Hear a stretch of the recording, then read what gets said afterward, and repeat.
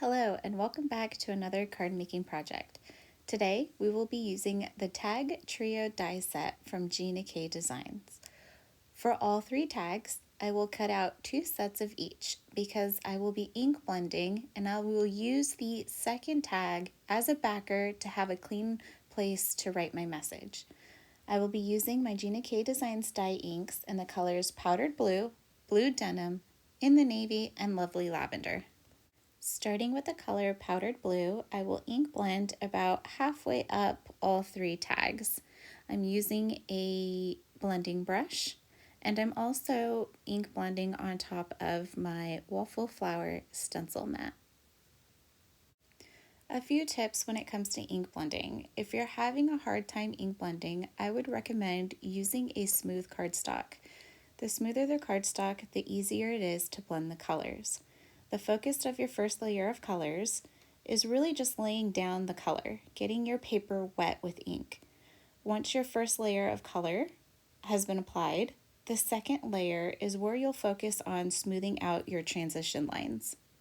Using inks that have a smoothing agent in them also helps once all of the ink has dried on the cardstock. Another tip is making sure your ink pads are not dry. You want to make sure your ink pads are either new or have been re-inked. I would rather have a juicy ink pad and tap off the extra ink than a drier ink pad, which I found out the hard way. My Lovely Lavender needed to be re-inked, and I definitely worked harder, not smarter. I should have re-inked my ink pad first, but I didn't, and now I have a very tired arm. Later in this video, I will show how I re-ink my ink pads, but for now, I'm going to just continue to lay down my color. After the Lovely Lavender has been applied, I'm going to switch to Blue Denim. And I'm only going to ink blend the lower portion of my tags. Applying the Blue Denim and the In the Navy is where I'm going to bring in that depth of color. For the remainder of my ink blending, I'm going to go ahead and play some music. You could either mute the video or fast forward to the next step of our tag making process.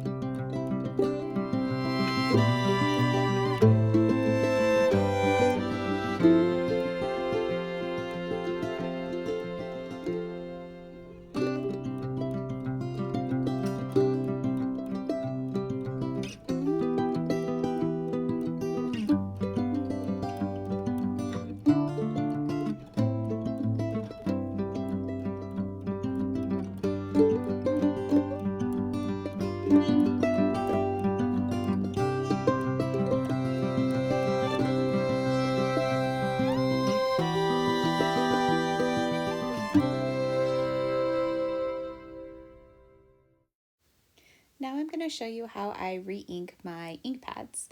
When re-inking the ink pads, you just want to make sure that the ink is evenly dispersed on the pad. To do this, I will start at one corner of the pad and zigzag my way down to the opposite corner, gently squeezing my re-inker bottle. Once I've applied color from the first corner, I will rotate the pad to the second corner and repeat the same process. I will continue this process for all 3 corners, and I purposefully left out the 4th corner since this is a small ink cube and not a full-size ink pad. If your ink cube was super dry, you could re-ink the 4th corner. It doesn't hurt, but I didn't feel that it was necessary this time, so I left it out. Since Gina's inks are water reactive, I did spritz on some water just for some added texture. And now we're going to go ahead and heat emboss our background image. I will be using my Misti and my Misti sticky mat. I'm going to put in my tag and line up my stamped image. Since we're heat embossing, I'm going to prep my cardstock with an anti-static powder tool. I'm going to use my Versamark clear sticky ink to ink up my stamp.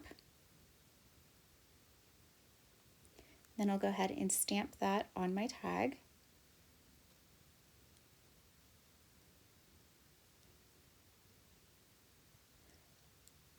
I'm going to ink it a second time because I want to make sure I have a really good impression. And I'll ink that, or I'll stamp that a second time.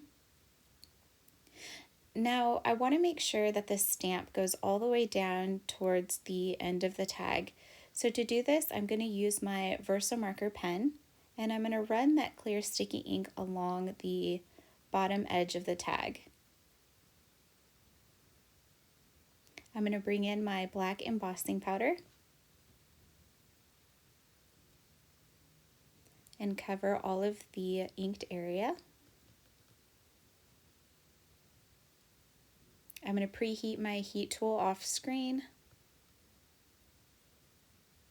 tap off the excess powder, and I'm going to heat the embossing powder.